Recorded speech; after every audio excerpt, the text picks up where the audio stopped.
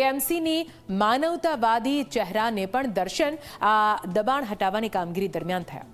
દબાણના કારણે ઘર વિહોણા થયેલા લોકોને આશરો પણ આપવામાં આવ્યો છે। સાથે જેણે દબાણ કર્યું હતું તેનો સામાજિક પ્રસંગ પણ સાચવ્યો।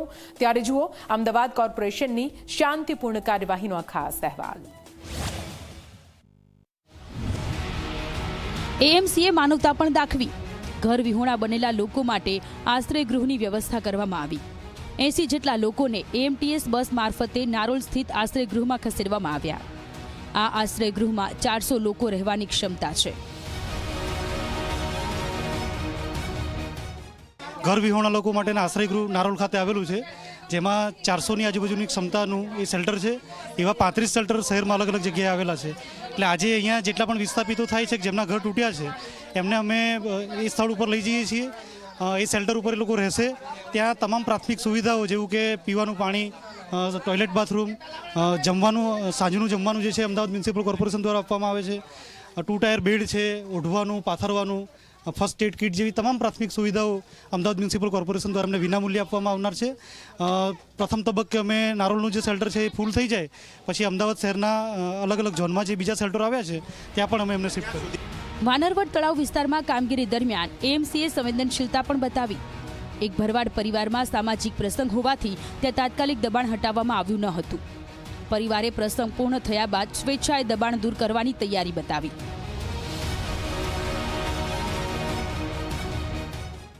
વટવામાં વાંદરવડ તળાવ ખાતે કોર્પોરેશન દ્વારા ડિમોલેશનનું કામ હાથ ધરવામાં આવ્યું।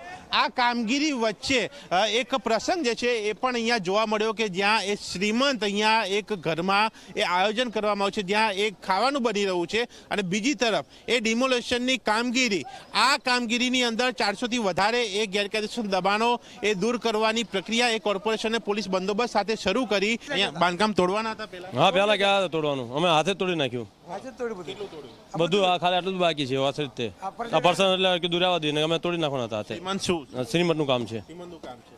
તો હવે ક્યારે તોડવાના? કોર્પોરેશન તોડવાના કે તમે તોડવાના? ભાઈ હાથે તોડી નાખશું એવું લાગશે તો। હા, પણ પહેલા કોઈ તારીખ આપવામાં આવી હતી તમને કે આ તારીખે આવશે, તોડશે કે એવું કંઈ? પહેલા કીધું હતું કે તોડશું, આયા નહીં, બંધ રહી ગયું હતું તોડવાનું। અત્યારે શું તાત્કાલિક આવ્યા, કાલે આવ્યા હતા, કાલે કીધું કે અમે તોડવા આવવાના, તો અમે અમારા પર્સન કાલનો રહેજો તો કે અમે અરજી કરશું, તમે અરજી કરીને આવજો, મેં વાંધો અમે અરજી કરી આવશું। એક તરફ એએમસીની કડક કાર્યવાહી તો બીજી તરફ ઘર ગુમાવનારા લોકોની વેદના। શહેરમાંથી ગેરકાયદે દબાણ હટાવવાની ઝુંબેશ આગળ પણ ચાલુ રહેશે। દર્શલ રાવલ, ઝી મીડિયા, અમદાવાદ।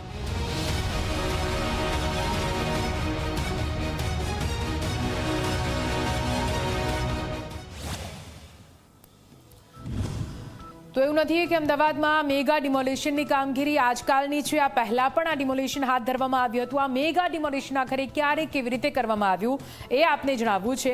તમે જો અહીંયા જોઈ રહ્યા છો 29મી એપ્રિલ અમદાવાદના વટવામાં એએમસીએ મેગા ડિમોલેશન કરી અનેક ગેરકાયદેસર દબાણો તોડી પાડ્યા। કોર્પોરેશનની મોટી કાર્યવાહી કરી। ત્યારે સમજીએ 29મી એપ્રિલ 2025માં ચંડોળા તળાવ ફેઝ 1માં 400 જેટલા દબાણો હટાવવામાં આવ્યા હતા। 20મી મે 2025માં ચંડોળા તળાવ ફેઝ 2માં 8500 જેટલા દબાણો હટાવવામાં આવ્યા હતા। આ સાથે 24મી નવેમ્બર 2025માં ઈસનપુર તળાવ ખાતે 300 જેટલા દબાણો હટાવવામાં આવ્યા હતા। 30મી નવેમ્બરનો દિવસ આવ્યો 2025માં જ્યારે મોટેરા બળદેવનગરમાં 30 બાંધકામ તોડી પાડવામાં આવ્યા, કેમ કે તે પણ ગેરકાયદેસર હતા। તે બાદ 16મી ડિસેમ્બર આપ જુઓ 16મી ડિસેમ્બર 2025એ પણ કુબેરનગરના ઉબલા તળાવ પાસે 150 જેટલા દબાણો હટાવવામાં આવ્યા।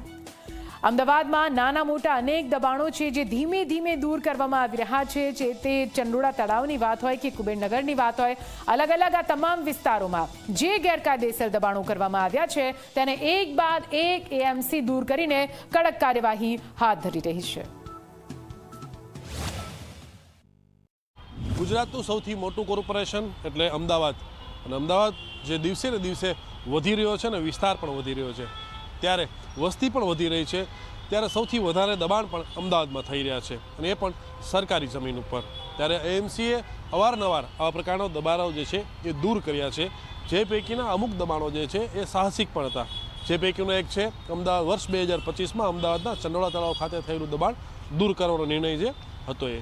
ત્યારે આવનારા દિવસોમાં આ પ્રકારે તે આવા દબાણ જે હશે તેને દૂર કરવામાં આવશે.